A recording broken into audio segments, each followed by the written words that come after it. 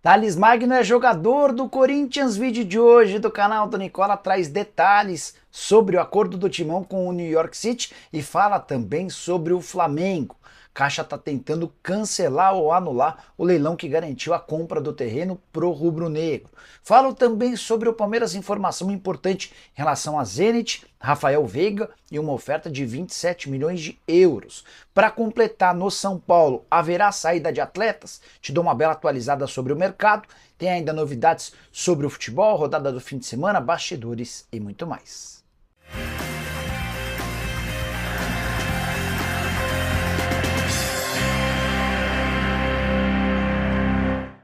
Fala aí pessoal, sou Jorge Nicola, bem-vindos a mais um vídeo do canal, sempre bom ter vocês por aqui. Sem perder tempo, só pedir para deixar like, se inscrever no canal e ativar todas as notificações. Seguimos rumo a 1.400.000 pessoas inscritas. Quero contar que todo esse conteúdo é um oferecimento de Aposta Ganha, o único site que te dá R$ 5 para você fazer sua primeira aposta. Já tem link no comentário fixo. Antes de explicar como é que funciona, deixa eu só mostrar as partidas dessa segunda-feira. Campeonato Brasileiro com Cruzeiro e Fortaleza, jogo em Cariacica, vou de vitória do Cruzeiro. Já nas Olimpíadas tem França e Egito, futebol masculino, vou de vitória da França. Pelo mesmo torneio, vou de vitória da Espanha contra Marrocos. Nas Olimpíadas você ainda tem uma série de outras oportunidades. Queria destacar os jogos de vôlei masculinos. França e Alemanha jogando meio-dia, com a França bem favorita. Às 4 da tarde tem Estados Unidos e Brasil. Jogo válido pelo mata-mata, perdeu, tá fora. Os Estados Unidos são favoritos. Tô apostando meio que com uma torcida na vitória da seleção brasileira. Para você fazer sua fezinha na aposta ganha, link no comentário fixo, clica, faz o cadastro. Automaticamente já aparece em R$ 5 para você fazer sua primeira aposta. Combinado? Bora começar o vídeo com aquele tradicional giro de notícias e a primeira informação é sobre Wagner Mancini, que não é mais técnico do Atlético Goianiense. Depois de mais uma derrota ele foi demitido e já há inclusive um substituto. Humberto Luzer está trocando a Chapecoense pelo time de Goiás. Atlético Goianiense que sob o comando do Mancini não venceu. A derrota por 4-1 contra o Botafogo foi a última de 8 partidas sem nenhum triunfo. Já o Fortaleza tem acordo fechado com Eros Mancuso, lateral do Estudiantes. Falta um acerto com o time argentino. Existe otimismo para que ele possa ser contratado ainda nessa janela de transferências. Para completar o giro de notícias, Ener Valencia pode deixar o Colorado até o fim dessa temporada. Jogador vaiado por torcedores no empate contra o Palmeiras, não é a primeira vez que isso acontece. Há também uma má relação do atleta com o Magrão, que é o executivo de futebol do Internacional. A saideira do giro de notícias, Éder, ex-atacante do São Paulo, que anunciou sua aposentadoria depois da vitória contra o Atlético Mineiro no último sábado, vestindo a camisa do Criciúma, seguirá a carreira agora numa nova função. É possível que ele assuma o cargo de coordenador técnico do Tigre. Bora falar agora sobre as chances de rebaixamento no Campeonato Brasileiro da Série A, rodada super importante, com vitórias do Grêmio, do Fluminense e também do Vitória. Turma lá de baixo reagindo e mudando a ordem das coisas. Quero mostrar as estatísticas, as chances de rebaixamento de acordo com o site Infobola, do matemático Tristão Garcia. Antes, só lembrar que 14 times dos 20 ainda têm matematicamente alguma chance de queda. O grande favorito ao rebaixamento é o Atlético Goianiense, com 97% de chances, só 12 pontos conquistados, tem 9 pontos de desvantagem para o primeiro time fora da zona do rebaixamento, que é o Internacional. Já o segundo favorito a cair é o Cuiabá, com 60% de chances. O Corinthians aparece como o terceiro com mais chances de cair, 57%. Fluminense e Vitória 41%, cada o Grêmio tem 28%, Juventude com 26%, Vasco 16% de chance, Internacional com 13%. É importante lembrar que o Inter, apesar de estar só uma posição à frente do Z4, tem muitos jogos a menos do que os adversários, 16 partidas, alguns dos times já disputaram 21 jogos. Criciúma com 10%, Red Bull Bragantino com 4%, Atlético Mineiro e Atlético Paranaense 3% cada, o Bahia com 1% completam essa lista. Para você, quem serão os rebaixados? Eu uso espaço para comentário e deixe a sua opinião registrada, beleza? Hora de falar sobre o Botafogo, mais especificamente sobre Pablo, um dos principais zagueiros contratados pelo Botafogo na temporada, mas que não consegue jogar. A temporada dele é toda esquisita. e marcada por lesões. No Flamengo, um único jogo. Ele chega para o Botafogo e se machuca logo na primeira semana. Consegue se recuperar, estreia no dia 21 de abril, joga 28 minutos e tem uma nova lesão desde então. Não conseguiu mais entrar em campo. Vale a lembrança de que o Pablo segue vinculado ao Flamengo, empréstimo termina em dezembro e parte dos salários do jogador são pagas pelo rubro-negro ao Botafogo. No ano só, 2 jogos, 73 minutos pelo Flamengo, 28 minutos pelo Botafogo. Considera um dos bons zagueiros do nosso futebol, mas não tem conseguido se colocar à disposição. Só para completar em relação ao Fogão, Thiago Almada, meio atacante argentino, e Gatito Fernandes, goleiro paraguaio, estão de volta depois de disputarem as Olimpíadas em Paris. Quero falar agora sobre o Flamengo para contar que a Caixa está tentando anular o leilão que garantiu a compra do terreno no gasômetro pro Flamengo. É lá que o rubro-negro pretende construir seu estádio. Algo até imaginado, esperado pelos dirigentes do Flamengo, agora se confirmou. A Caixa entrou com uma petição pedindo a anulação do leilão do terreno no gasômetro. A alegação é de que houve desvio de finalidade da desapropriação com o objetivo de beneficiar o rubro-negro. Caixa também se incomodou bastante com a presença de políticos em meio à comemoração por conta dessa compra do terreno.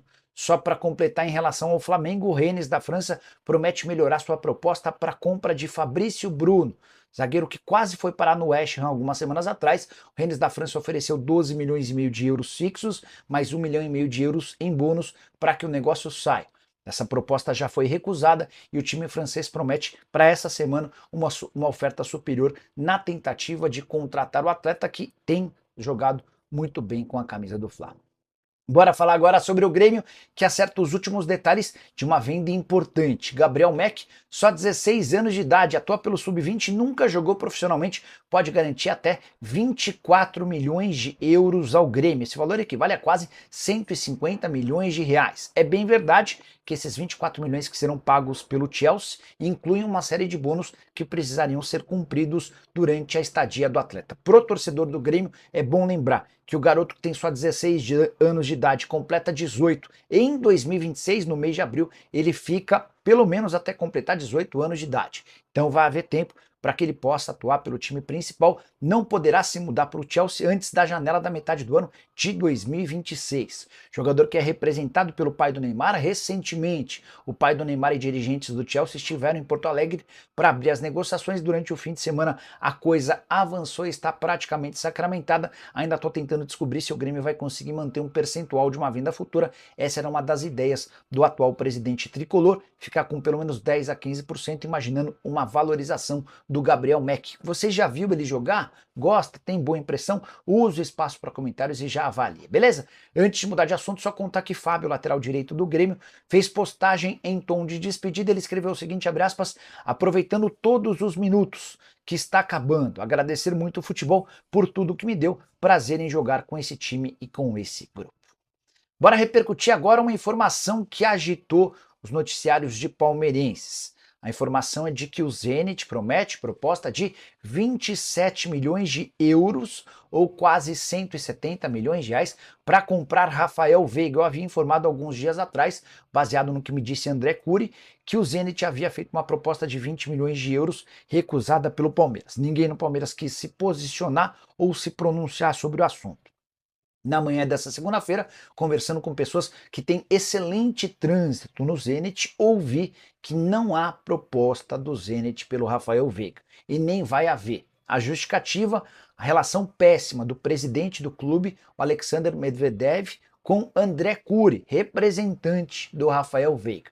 Quis saber o motivo dessa desavença, dessa relação ruim, e essa pessoa me lembrou que a passagem do Yuri Alberto pelo Zenit acabou queimando por completo o filme do empresário André Cury. Diante desse cenário, não vai haver mais negociação ou proposta da parte do Zenit para com Rafael Veiga. Torcedor do Palmeiras não precisa se preocupar com essa possibilidade. E também não é a chance do Rafael Veiga se mudar para o Zenit que pode impedir ou não a negociação do Claudinho com o Flamengo. As tratativas seguem acontecendo. O Flamengo tenta desdobrar essa situação bem chata com o Zenit. Difícil lidar com os russos que não precisam de dinheiro. Esse é um dos clubes mais ricos do mundo, enorme capacidade financeira. Ainda existem as negociações, representantes do atleta brasileiro do Claudinho estão lá na Rússia conversando com os dirigentes. A boa relação dos empresários da Elenco Esportes, agência que representa o Claudinho, com os donos do Zenit, é a última esperança rubro-negra para que o negócio saia.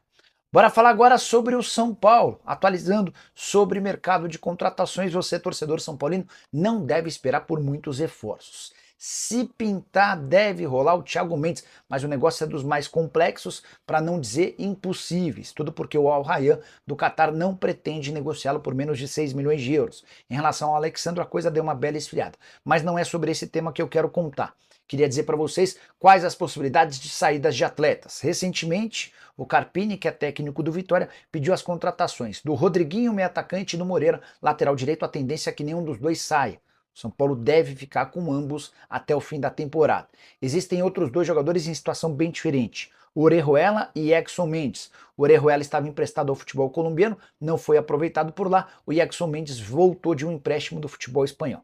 Nenhum deles será utilizado pelo técnico Luiz Ubeldia, ao contrário do Lisieiro, que inclusive esteve em campo no sábado contra o Flamengo. Então, a intenção, a disposição do São Paulo em fazer negócio com esses dois atletas, mas até esse momento nem propostas de empréstimo existem por Orejuela e Exson Mendes. São Paulo segue aguardando por interessados, topa facilitar a negociação e emprestar até de graça. Só para completar sobre um jogador do São Paulo que se destacou no fim de semana, Ibali, volante senegalês das categorias de base, que foi emprestado à Inter de Limeira até dezembro, estreou marcando gol na decisão por pênaltis que classificou a Inter de Limeira para a próxima fase do mata-mata da Série D. A Inter enfrentava o Avenida, a decisão foi para pênaltis, o Ibali com personalidade bateu, marcou e ajudou o time de Limeira a passar para a próxima fase. Quero falar agora sobre a classificação do Cruzeiro no Campeonato Brasileiro. Cruzeiro e Fortaleza fazem jogo super importante na noite dessa segunda-feira. E a vitória do Cruzeiro pode levar a Raposa para o terceiro lugar na tabela de classificação. Você que é torcedor do Cruzeiro, lembra qual foi a melhor posição da Raposa nessa edição do Campeonato Brasileiro? Acertou quem citou a segunda rodada, quando o Cruzeiro era vice-líder. O problema é que no início do campeonato tudo é meio bagunçado, né? Cruzeiro perde e acaba caindo para o 12º lugar na terceira rodada. Agora, numa condição muito mais consolidada, a Raposa pode pular para o terceiro lugar, ultrapassando o próprio Fortaleza e também o Palmeiras em caso de triunfo. Cruzeiro chegaria a 38 pontos com 20 jogos disputados, só 2 pontos atrás do Flamengo, vice-líder do campeonato, e com o mesmo número de jogos do rubro-negro, só para mostrar a eficácia, a eficiência desse time do Cruzeiro, que foi montado para muitos, para não brigar contra o rebaixamento e sempre passou muito longe do Z4. A pior colocação do Cruzeiro na atual edição do campeonato foi justamente aquela 12ª posição na terceira rodada. Só para completar, em caso de vitória contra o Fortaleza, o time fica a 5 pontos do Botafogo com um jogo a menos. O Botafogo é o líder da competição. O único pesar para a noite dessa segunda-feira é que o confronto do Cruzeiro contra o Fortaleza será em Cariacica e não em Belo Horizonte. O Ronaldo Fenômeno havia vendido esse jogo para lá por conta de R$ 1 milhão que já havia inclusive sido antecipado. Quero falar agora sobre Thales Magno, que é novo reforço do Corinthians. O anúncio acontecerá nas próximas horas, já está tudo certo entre Corinthians, New York City e Atleta. Empréstimo de uma temporada, na teoria, esse empréstimo é gratuito, levando em consideração que o Corinthians vai comprar o jogador, a operação de compra de 13 milhões e meio de dólares ou 78 milhões de reais. Se o Corinthians decidir não ficar com o jogador, vai ter de pagar 1,5 milhão de dólares pelo empréstimo ou 8 milhões e 200 mil reais. Importante contar que há cláusulas nesse contrato de empréstimo que obrigam o Corinthians a ficar com o jogador em definitivo, caso o Thales Magno bata alguns objetivos já estipulados. Atleta de 22 anos de idade, que surge muito bem no Vasco, é vendido em 2021 para o New York City por 60 milhões de reais. Nas últimas semanas, ele foi alvo do Vasco, do Bahia e também do Atlético Mineiro. Então dá para dizer que o Corinthians leva vantagem em relação a concorrentes importantes do Campeonato Nacional. Para mim chega para ser titular absoluto. E uma das boas aquisições, para mim a principal aquisição entre os 5 reforços que o Corinthians contratou nessa janela, já haviam chegado. Goleiro Hugo Souza, o zagueiro André Ramalho, além dos volantes Alex Santana e Charles. Esse, para mim, é o melhor de todos, logo depois o André Ramalho, que também vai muito bem, obrigado. Só para completar em relação ao timão, o Corinthians ainda busca um centroavante, o Alex Arce é a primeira prioridade, a primeira opção, jogador paraguaio de 29 anos de idade que atua na LDU, mas existem tratativas também com outro centroavante, cujo nome ainda não foi revelado. O Corinthians tem convicção de que precisa urgentemente de um camisa 9 para fazer gols, e isso ficou bem claro no empate em 2-2, absolutamente frustrante contra o Juventude, que complicou ainda mais a situação do Timão, jogando em casa, diante de 45 mil pessoas, durante a maior parte do tempo com 2 atletas a mais. O Corinthians finalizou mais de 30 vezes e não conseguiu fazer o gol da vitória. Só para arrematar, o técnico Ramon Dias segue insistindo em Cuéllar, mas é muito mais um pedido do técnico do que uma necessidade na visão dos dirigentes. Vamos ver como é que essa história termina. Curtiu o vídeo? Esquece de deixar like, te inscrever no canal. A gente se encontra mais tarde. Tchau!